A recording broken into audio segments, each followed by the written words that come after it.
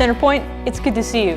You know, that video was pretty awesome. We've got a really cool series coming up called Love, Fight, Win. Starts February 3rd. We're gonna have Pastors Jonathan and Jenny on stage. Another week, we're gonna have Pastor Adam and Mary Beth. It's gonna be incredible. You do not want to miss it.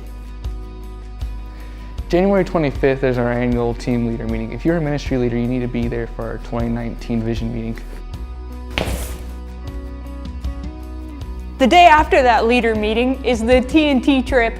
You guys, if you're 50 and up, you're gonna wanna go. They are always so much fun. Miss Tammy does an incredible job. It is January 27th, it'll be Saturday. It's so much fun. Sign up out in the foyer or find Miss Tammy.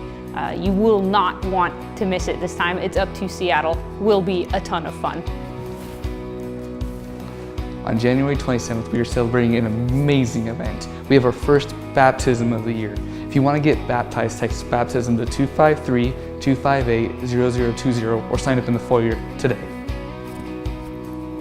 The Monday right after baptisms is when our small groups start. You're going to want to get involved with those. There's quite a few different opportunities. Go ahead and check those out in the foyer. You'll find more information there and a sign-up sheet. We would love to have you, have everybody, the whole church signed up for a small group.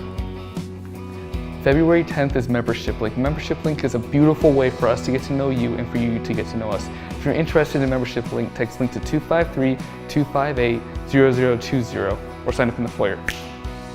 If you need something for Valentine's Day, on February 11th, we have a dinner coming up that will be so much fun. You are not going to want to miss it. Sign up out in the foyer, whether you have plans or not, because it's not on Valentine's Day. So, you know, you can do it a couple days before. Anyway, we'll love to see you guys there. Don't forget to sign up. Lauren!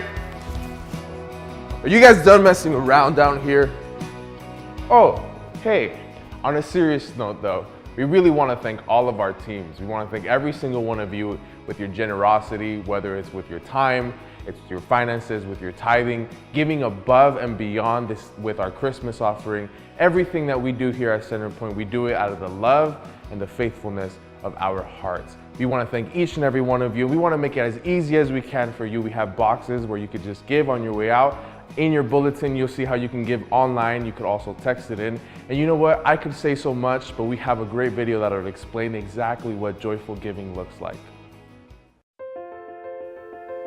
In the New Testament, there was no church that was more generous than the Macedonian church.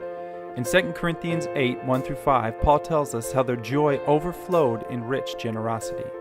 The encouraging thing for us about this joy was the circumstances it came from. Paul explains that they were in the midst of severe trials and extreme poverty, and it was in these times that God gave them this overflowing joy that resulted in generosity. Trials and suffering couldn't shake these believers because they didn't care about stuff. Their secret was not what belonged to them, but who they belonged to. And every one of us will also face trials and sufferings at some point in our lives. And just like the Macedonians, we must decide who or what we will trust in when they do arise. So let's look at 3 truths that the Macedonian believers teach us that will help us obtain the same joy and generosity they had in their extreme poverty. First, nothing can shake the joy of the generous. Paul's description of the Macedonian state of affairs should not be taken lightly. Severe tests of affliction and extreme poverty. These circumstances were more than minor setbacks, yet God gave them the joy to not only make it through, but to give generously in the process.